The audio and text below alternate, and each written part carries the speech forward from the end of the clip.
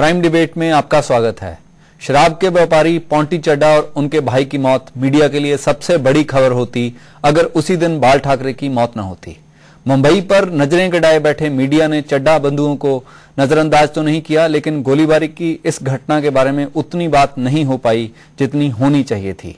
कई दिन बीत जाने के बाद इस मामले के कई पक्ष चर्चा में बने हुए हैं। सुप्रीम कोर्ट ने केंद्रीय गृह मंत्रालय से इस हवाले के साथ पूछा है कि प्राइवेट सिक्योरिटी गार्ड्स की भूमिका क्या है और उनकी जिम्मेदारियां क्या हैं।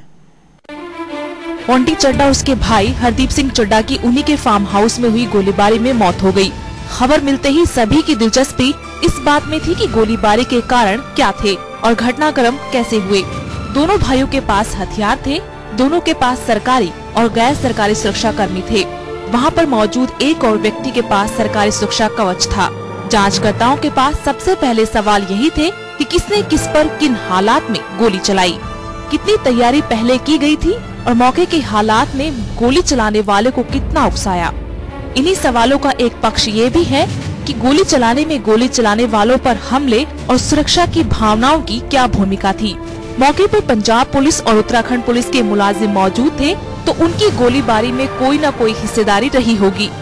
दोनों राज्यों की पुलिस अपने मुलाजिमों का पक्ष ले रही है, तो ये सवाल पूछा जा रहा है कि चड्ढा भाइयों को सरकारी सुरक्षा देने का फैसला किन कारणों से किया गया, इन कारणों का कानून के साथ क्या रिश्ता बनता है। इसी दौरान मामले को संज्ञान में लेते सुप्रीम कोर्ट ने केंद्रीय गृह मंत्रालय से निजी सुरक्षा कर्मियों की भूमिका और जिम्मेदारी के बारे में 4 सवाल पूछे हैं।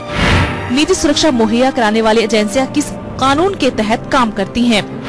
इनको किस कानून के तहत हथियारों के लाइसेंस जारी किए जाते हैं? इन हथियारों के इस्तेमाल के बारे में क्या दिशा निर्देश हैं? अगर नहीं है तो क्या ऐसे दिशा निर्देशों की जरूरत है? निजी सुरक्षा कर्मियों के अधिकार और फर्ज क्या हैं? इनको कानून के हवाले से कैसे समझा जाए? अगर देखा जाए तो निजी सुरक्षा एजेंसियों का कारोबार पिछले सालों में लगातार बढ़ा है। इस लिहाज से सर्वोच्च अदालत ने जो सवाल पूछे हैं वो कभी न कभी तो पूछे ही जाने थे। आम जनजीवन में सुरक्षा हमेशा से ही अहम पहलू रहा है, लेकिन मौजूदा दौर में सियासत से लेकर व्यापार तक शायद ही कहीं सुरक्षा को नजरअंदाज किया जाता हो, बल्कि अब तो सुरक्षा सबसे अहम मसला बन गया है। सुरक्षा को केंद्र में रखकर कई तरह के कानून बन रहे हैं। इस तरह सुरक्षा कर्मी सिर्फ सरकारी तंत्र का ही अहम हिस्सा नहीं है, बल्कि निजी कारोबार में भी उनकी महत्वपूर्ण भूमिका है। वैसे ये अपने आप में बड़ा कारोबार बन गया है। इन सभी पहलुओं पर बात करेंगे अपने मेहमानों से। हमारे साथ हैं कर्नल अमित बिग, जो रिटायर्ड हैं फौज से और national institute of security guards के डिप्टी कमांडेंट हैं। ये संस्था निजी सुरक्षा एजेंसियों के सुरक्षा कर्मियों को ट्रेनिंग देती है। HC अरोड़ा, जो वकालत करते हैं और इन्होंने गैर सरकारी व्यक्तियों को सरकारी सुरक्षा देने के सवाल जनहित पिटीशन के तहत अदालत में उठाए हैं। और हमीर सिंह, जो सीनियर जर्नलिस्ट हैं। आप सभी का आज की चर्चा में स्वागत है। कर्नल अमित बिग, मैं आपसे शुरू करता हूं। जो प्राइवेट सिक्योरिटी एजेंसीज हैं वो किस कानून के तहत ऑपरेट करती हैं? इट्स लाइक दिस, जो गवर्नमेंट का एक private security agency regulation act बना है 2005 में जी, और उसके तहत सभी स्टेट गवर्नमेंट्स को, क्योंकि law and order state subject है, तो सभी स्टेट्स को ये हिदायत है कि आप उसके कानून के अंदर, सेंट्रल लॉ के अंदर अपने अपने रूल्स बनाइए। मोस्ट स्टेट्स, तकरीबन सभी स्टेट्स ने ये बना ली हैं। कुछ एक स्टेट्स हैं जिन्होंने अभी नहीं बनाया है, और सेंट्रल गवर्नमेंट ने अपने इसी एक्ट में मॉडल रूल्स भी दिए हैं जी। अच्छा, उस रूल्स में सिक्योरिटी एजेंसीज को कैसे लाइसेंसिंग होना है, किस प्रकार से उनका लाइसेंस को रिन्यू होना है जी, कैसे किस प्रकार से उनको अपने सिक्योरिटी कर्मचारियों को ट्रेनिंग कैसे देना है, कहाँ पे ट्रेनिंग होना चाहिए, कैसे सर्टिफिकेशन होना चाहिए उनका, मेडिकल कैसे उनका होना चाहिए, उनकी किस प्रकार से उनकी एजुकेशन क्वालिफिकेशंस हैं, एज की क्राइटेरियाज हैं। सो इस टाइप के रूल्स बने हैं जी, and those are being followed, and security agencies are supposed to have all their guards, 100% guards trained based on the syllabus, जिसकी guidelines भी rules में है, and एक उसके अंदर duration भी दिया है for private citizens as well as ex-servicemen or ex-policemen. Ji. So guidelines do exist. तो जिस किस्म के सवाल सुप्रीम कोर्ट ने पूछे हैं, आपको लगता है कि वो कहीं ना कहीं कानून में पहले ही उनका जवाब दिया जा चुका है? आई एम अफ्रेड पूरा नहीं है ऐसे जी. क्योंकि अकेला गनमैन का जो इशू है प्राइवेट सिक्योरिटी में, उस पे पसार एक्ट जो है वो साइलेंट है जी. अनफॉर्चुनेटली, क्योंकि उसमें सिक्योरिटी एजेंसीज का रेगुलेशन है और गार्ड्स का ट्रेनिंग का जरूर है, उसके अंदर प्रावधान है जी. लेकिन स्पेसिफिकली गनमैन जो होते हैं या पीएसओ जिसको कहते हैं, प्राइवेट सिक्योरिटी ऑफिसर्स हैं, उनके लेके उनके क्या रेगुलेशन होना चाहिए, उनकी क्या स्टैंडिंग ऑपरेटिंग प्रोसीजर्स होने चाहिए, इनके ऊपर पसार एक्ट. तो अभी जो प्राइवेट सिक्योरिटी एजेंसीज हैं वो अगर अपने गार्ड्स को गन देती हैं तो वो उनकी लाइसेंसिंग कैसे होती है और किस कानून के तहत वो देती है? ये जो आर्म्स एक्ट है 1959 और उसके तहत रूल्स हैं 1962. अभी तो वही गवर्न करते हैं possession of an arm and application and possession of a licence. तो अभी तक तो सिर्फ वही है और वही कानून है जो एप्लीकेबल है यूनिवर्सली ऑल ओवर इंडिया. उसके अंदर कहाँ पे कैरेज है आर्म्स की, कैसे उसकी लाइसेंसिंग होनी है, किस टाइप के बोर के लाइव वेपन्स कौन कैरी कर सकता है, कहाँ रिस्ट्रिक्शंस हैं. Basically deals with licensing and the rules about licensing. Foreign tourist आते हैं तो उसको कैसे है प्रोटेक्शन करना है, स्पोर्ट्स के लिए कैसे, इस टाइप की ब्रॉड गाइडलाइंस उसके अंदर दी हैं. बट अगेन उसमें प्राइवेट सिक्योरिटी को लेके एक गनमैन के क्या स्टैंडिंग ऑपरेटिंग प्रोसीजर्स होने चाहिए और उसके लिए उसको in the civil environment, in a private environment उसको कैसे ऑपरेट करना है, स्पेशली द वे अभी जैसे कंट्री जो हथियार है वो सिक्योरिटी एजेंसी के नाम पे लाइसेंस होगा, गार्ड के नाम से लाइसेंस होगा, या जिसको प्रोटेक्शन मिलने वाली है उसके नाम से लाइसेंस होगा. एज ऑफ टुडे इंडिविजुअल के पास ही लाइसेंस होता है जी, और सिक्योरिटी एजेंसीज उसी को एम्प्लॉय करती हैं जिसके पास लाइसेंस है. Okay, that is all that is happening. और ये शुरू से ही ऐसे है, उसमें कोई बदलाव नहीं हुआ है. There is no additional sort of stringent कोई रूल्स हो कि इसमें वो लाइसेंस का you should have an incremental और a specific licence to operate as a private security guard, ऐसा नहीं है जी. मैं आपके पास इस सवाल के साथ वापस आऊंगा कि जो सिक्योरिटी आप देते हैं किसको देनी है उसका कैसे फैसला होता है, इसके साथ मैं आपके पास वापस आऊंगा. अरोड़ा जी, आपने एक सवाल जो अदालत में पूछा था वो ये था कि जो सिक्योरिटी है, सरकारी सिक्योरिटी है, वो किस किस को मिलनी चाहिए, कितनी मिलनी चाहिए और किन लोगों को दी जा रही है. आप क्या कहना चाहेंगे इस मुद्दे पर? पहले तो मैं ये क्लैरिफाई कर दूं कि अदालत में मैंने कोई सवाल नहीं पूछा, मैंने सिर्फ लीगल नोटिस दिया है पंजाब सरकार को, पंजाब के मुख्यमंत्री को, चीफ सेक्रेटरी और होम सेक्रेटरी को जी. कि जो प्राइवेट लोगों को आपने, जो दूसरी स्टेटों के रहने वाले हैं, पॉलिटिशियन है, उनको जो आपने सिक्योरिटी दी है ये एक्स्ट्रा कॉन्स्टिट्यूशनल है, इसको विड्रा करना चाहिए. उसके ऊपर मेरा ये मत है कि this is totally extra constitutional. State का सब्जेक्ट होता है लॉ एंड ऑर्डर. दूसरा, थ्रेट परसेप्शन जो होता है वो उसी स्टेट की एजेंसीज जानती हैं किसको कितना है और कितनी सिक्योरिटी देनी है. तीसरा है पंजाब अपने जो पुलिस एक्ट है उसमें बड़ा क्लियरली प्रोवाइड किया गया है कि यदि किसी स्टेट के पुलिस के मुलाजिम दूसरी स्टेट में किसी ड्यूटी के लिए भेजे जाते हैं तो वहाँ की पुलिस के तहत होंगे और उसी पुलिस के तहत वो अपने दायित्व का निर्वाह करेंगे और जो भी उनकी पावर्स हैं एक्सरसाइज करेंगे. तो ये दूसरी स्टेट के पॉलिटिशियन को सिक्योरिटी गार्ड देना पुलिस के, ये अपने आप में गैर कानूनी है, क्योंकि ये तो वहां जाकर बताते तक नहीं है कि हम इनके साथ आए हुए हैं. और मिनिस्ट्री ऑफ होम अफेयर्स ने कल ही अपना क्लियर किया है कि 3 दिन से ज्यादा यदि किसी दूसरी स्टेट में सिक्योरिटी गार्ड किसी के साथ रहते हैं तो उन्हें वहां की पुलिस को सूचित करना चाहिए. पर्पज वही है जो एक्ट के तहत किया गया, पुलिस एक्ट के, कि वहां की पुलिस का अंग बन के रहना हुआ 3 दिन के ज्यादा. सो जिस तरीके से ये सिक्योरिटी पंजाब से लेकर और सारा साल अपने साथ रखते हैं एक ही स्टेट में, जैसे हिमाचल का है, हिमाचल में रहते हैं महीना, तो ये टोटली गैर कानूनी है. हमीर, एक जो मुद्दा है कि सिक्योरिटी तो लोगों को चाहिए, जहां तक प्राइवेट सिक्योरिटी का मामला है उसमें क्या ये सवाल है कि सरकार कहीं ना कहीं लोगों को सिक्योरिटी देने में नाकामयाब रही है, और दूसरी, जिन लोगों को गैर कानूनी ढंग से सरकारी सिक्योरिटी दी जाती है वो भी एक कॉम्प्लेक्स इशू है, क्योंकि उन लोगों को सिक्योरिटी चाहिए तभी सिक्योरिटी मिल रही है, सिर्फ इस कारण तो नहीं मिल रही है कि उनको दिखाना है कि मेरे पास सिक्योरिटी गार्ड है.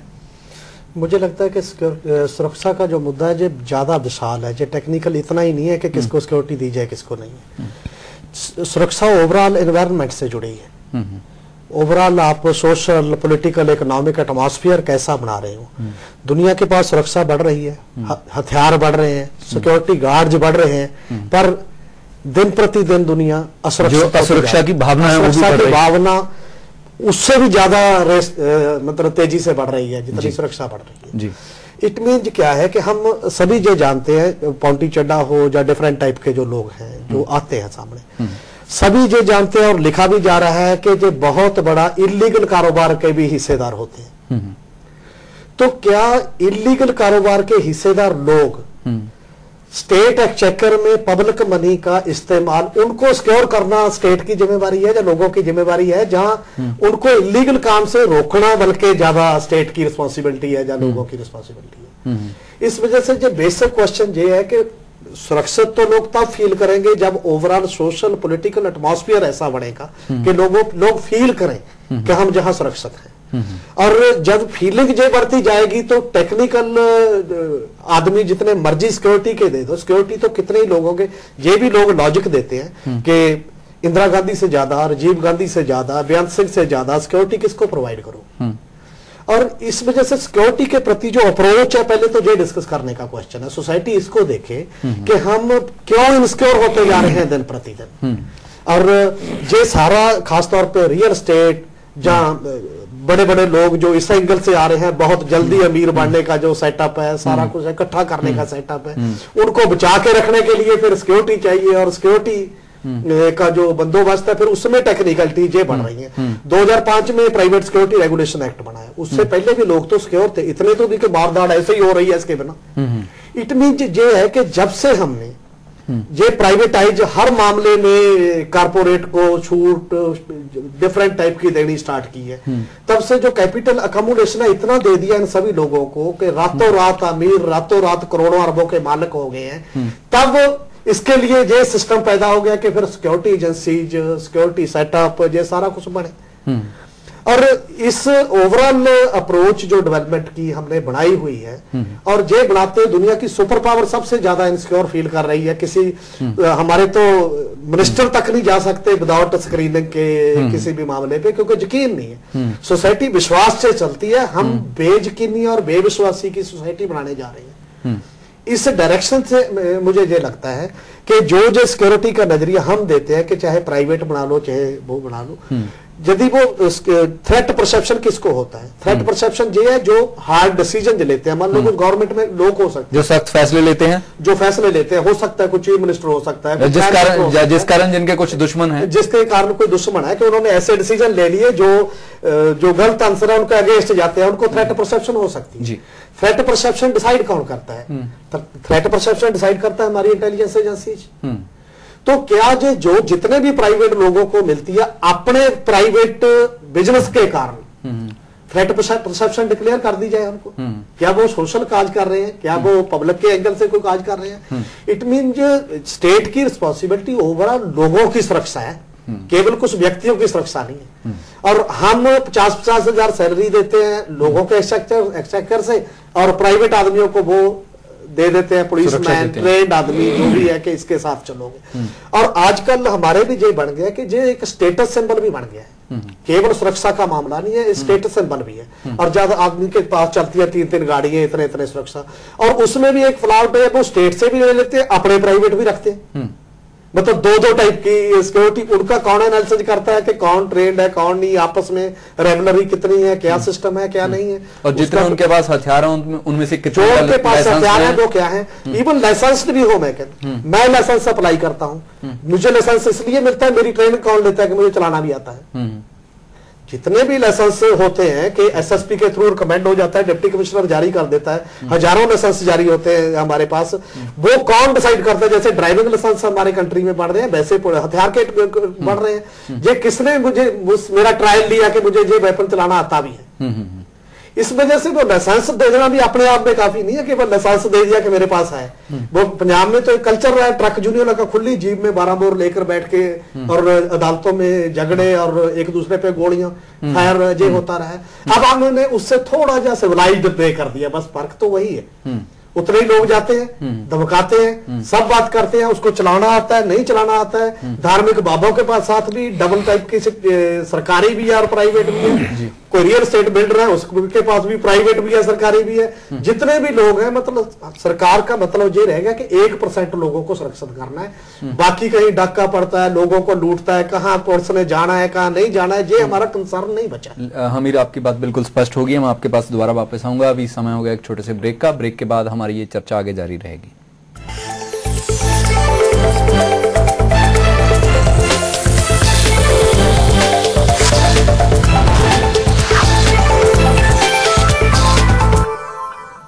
ब्रेक के बाद आपका स्वागत है। हम चर्चा कर रहे हैं पोंटी चड्ढा की मौत के बाद सुप्रीम कोर्ट द्वारा पूछे गए सवालों के बारे में। कर्नल बेग, जो एक बात है कि जो सिक्योरिटी है उसके पास हथियार तो रहेंगे, वो हथियार जरूरत पड़ने पर चलाए भी जाएंगे। वो कब चलाए जा सकते हैं, खासतौर पे जब वो प्राइवेट सिक्योरिटी के पास हैं, किन हालात में चलाए जा सकते हैं और उसकी रिस्पॉन्सिबिलिटी किसकी होगी, ये सारे मुद्दे जो हैं ये कानून में तय हैं या नहीं है? एक्चुअली क्लियरली प्राइवेट सेक्टर में अदर देन सेल्फ डिफेंस को के अलावा या क्रिमिनल ट्रेसपास जो आईपीसी में कुछ सेक्शंस में प्रावधान में दिया हुआ है, तो उन हालात में एक फायर आर्म को इस्तेमाल करना बाय ए लाइसेंस्ड होल्डर, जिसके पास लाइसेंस है, जो ऑथराइज्ड है, और वो एक डेफिनेशन का एक इंटरप्रिटेशन में कुछ हमारे कमियां जरूर हैं जी। एक कारण एक जरूर है कि I will come to this question थोड़ा सा हटके, जैसे अभी बात हुआ था कि this is only a 1% section of society who are इधर वेरी वेल्दी या पावर है या उनको थ्रेट महसूस होती है, तो क्योंकि बहुत कम क्वांटिटी ऑफ पॉपुलेशन है, तो इसलिए शायद इसके ऊपर इतना उसके ऊपर लॉ का या रूल्स का या स्टैंडिंग ऑपरेटिंग प्रोसीजर्स का, लेकिन कर्नल अहमद ये सबसे इन्फ्लुएंशियल तबका है, तो इसके ऊपर बहुत बात होती है। अब जो लोग पब्लिक सेक्टर में स्फीयर में हैं, उनके पास पब्लिक सिक्योरिटी है, और पब्लिक सिक्योरिटी की जब भी सिक्योरिटी चाहे पुलिस के थ्रू हो, दूसरी एजेंसी के थ्रू हो, उनके standing operating procedures, coordinations, method of application of force, कि कितना फोर्स लगना चाहिए, कहीं मिनिमम फोर्स है, कहीं ऑप्टिमल फोर्स, वो सारे क्लियर कट दिए हैं। बट जो रूल जहां प्राइवेट सिक्योरिटी आ जाती है, वहां पर क्योंकि वो बहुत ही कम लोग हैं, हालांकि इन्फ्लुएंशियल जरूर हैं, तो ये चीज क्लियर नहीं है।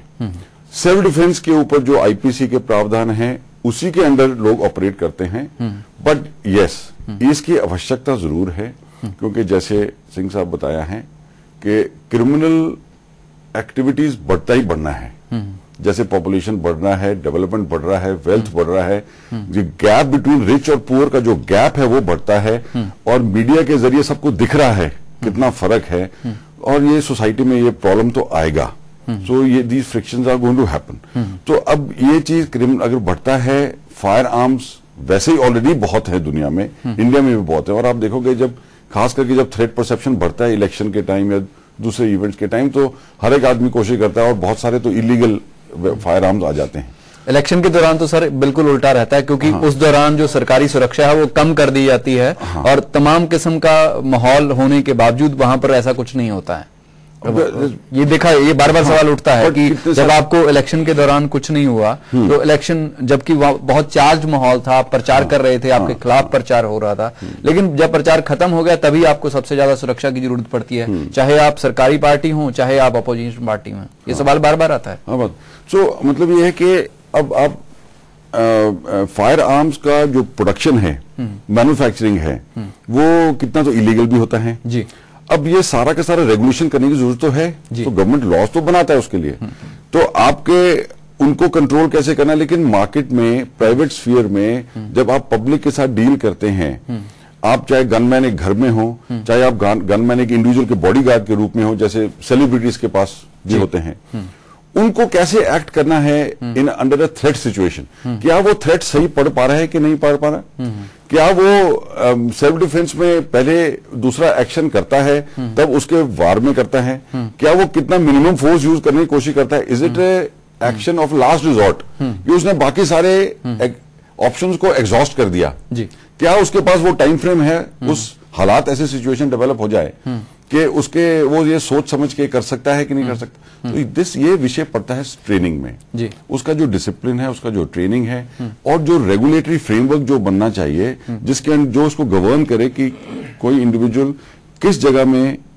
फायर आर्म किस टाइप का रख सकता है, किस बोर का रख सकता है, what is the length of the barrel, कितनी एमुनिशन उसके पास होनी चाहिए, उसकी अपनी एमुनिशन और उसकी आर्म की कैसे सिक्योरिटी हो, जिस जगह में वो ऑपरेट करता है उस थाने को मालूम है कि नहीं मालूम है यहाँ ऑपरेट कर रहा है, does he have a direct link with the local police और नॉट, परमिशन है कि नहीं, किस प्रकार से उसने एक्ट करना है अंडर एन इमरजेंसी सिचुएशन, क्या वाकई उसको इतना स्टेप है। ये सारी चीजों को जब तक हम एक लॉ को गवर्न नहीं बनाते हैं, रूल्स नहीं बनाते हैं और ट्रेनिंग नहीं देते हैं उसको और उसको ये स्टैंडिंग ऑपरेटिंग प्रोसीजर्स नहीं देते हैं कि उसको किस प्रकार से एक्ट करना है। कनाडा में अभी तक जो आपने सारी बात की है वो सारी है ट्रेनिंग के बारे में या एक रेगुलेशन के बारे में। अगर कोई प्राइवेट सिक्योरिटी गार्ड हथियार का इस्तेमाल करता है, जैसे सरकारी अगर सुरक्षाकर्मी हथियार का इस्तेमाल करता है तो उसके बचाव के लिए उसका पक्ष एक्सप्लेन करने के लिए एक इंस्टीट्यूशन है, वैसा कुछ प्राइवेट सिक्योरिटी गार्ड के पास रहता है या नहीं रहता है? अनफॉर्चुनेटली नहीं है। ही उसका recourse is only to IPC, self defence, उसका ये प्रोविजन है।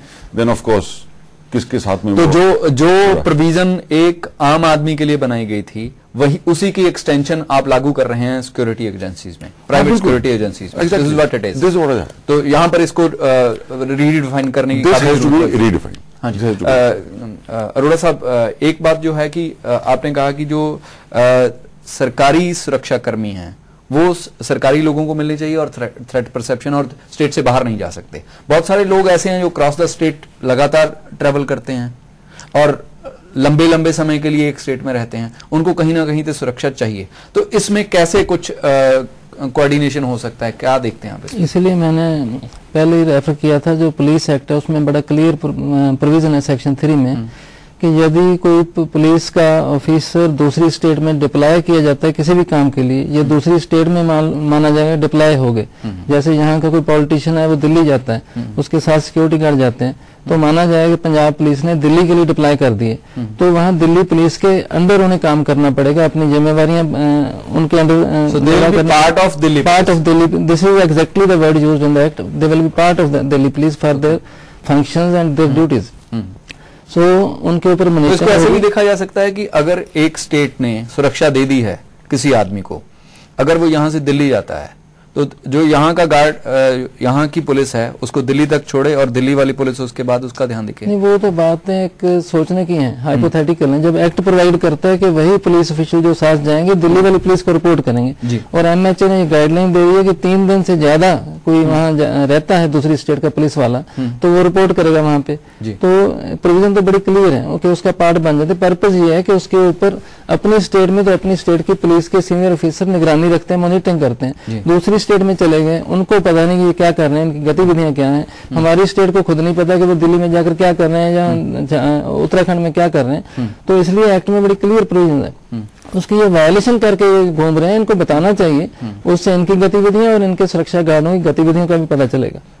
यही लकुना जो 2005 के एक्ट की बात कर रहे हैं, जो लाइसेंस एक्स सर्विसमैन को मिलता है वो नौकरी करने के लिए नहीं मिलता कि किसी की प्राइवेट एजेंसी की नौकरी करके वहां के सुरक्षा प्रदान करे, अपनी सेल्फ डिफेंस के लिए। जी, सेल्फ डिफेंस के लिए आईपीसी में प्रोविजन है, लेकिन क्या मैं किसी के कहने पर गोली चला के किसी को मार देता हूं क्योंकि मेरे को उसने तनख्वाह दी हुई है, तो इसकी उसके ऊपर क्या अंकुश है और क्या उसकी रिस्पॉन्सिबिलिटीज हैं? आप बॉर्डर सिक्योरिटी फोर्स एक्ट देख लीजिए, सीआरपीएफ का एक्ट देख लीजिए, सेंट्रल इंडस्ट्रियल फोर्स का एक्ट है, सभी में प्रोविजंस हैं कि इम्यूनिटी मिलती है उस सिक्योरिटी गार्ड को कि यदि कॉम्पिटेंट अथॉरिटी ने उसे ऑर्डर किया है गोली चलाने का और उससे कोई मर जाता है तो उसे इम्यूनिटी मिलती है, ऑर्डर मिला है, ऑर्डर देने वाला एक्सप्लेन करेगा। उसके ऊपर डिपार्टमेंट की इंक्वायरीज होती है। यहाँ सिक्योरिटी एजेंसी तो ऑर्डर दे नहीं सकती और प्राइवेट आदमी ऑर्डर देता है इसको मार दो, तो जिम्मेवारी किसकी है? बहुत गंभीर प्रश्न है जो सुप्रीम कोर्ट ने उठाया है। मेरा ख्याल है इसके लिए कानून बनना ही होगा।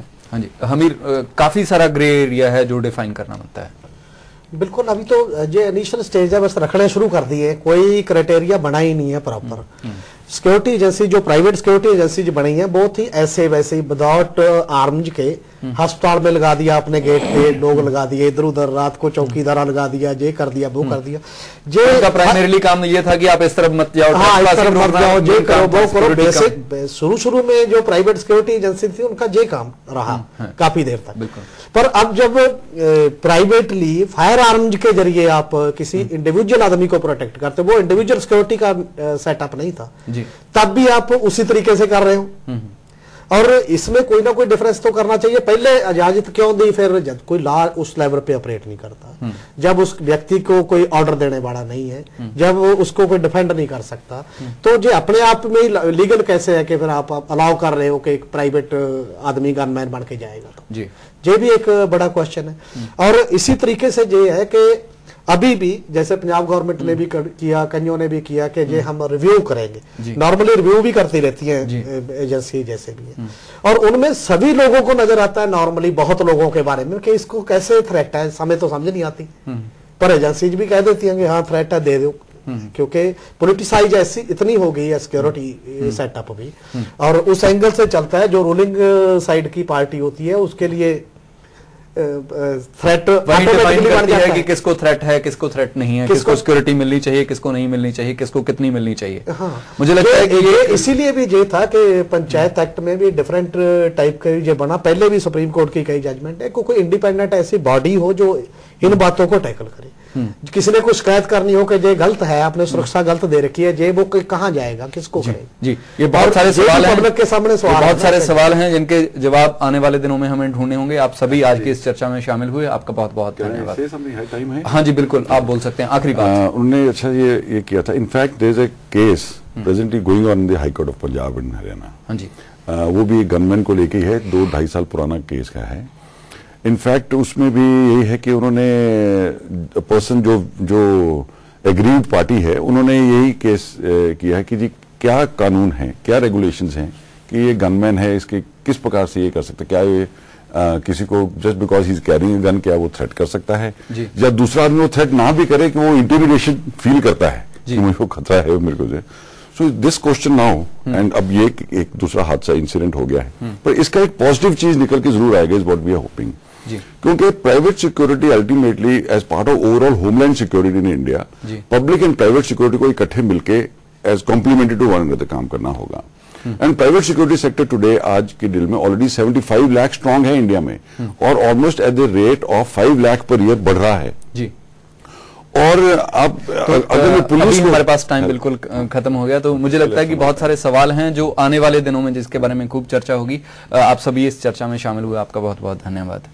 यहाँ तक सुरक्षा का मसला है, वो हर व्यक्ति को चाहिए और हर हालत में चाहिए। किस व्यक्ति को कितनी सुरक्षा सरकार देगी और कितनी वो निजी साधनों से मुहैया करवाएगा, ये अभी आने वाले दिनों में तय होगा, लेकिन उसका कोई कायदा कानून हर हालत में होना चाहिए। इसी के साथ हम आज का प्राइम खत्म करते हैं। नमस्कार, सत श्री अकाल, खुदा हाफिज।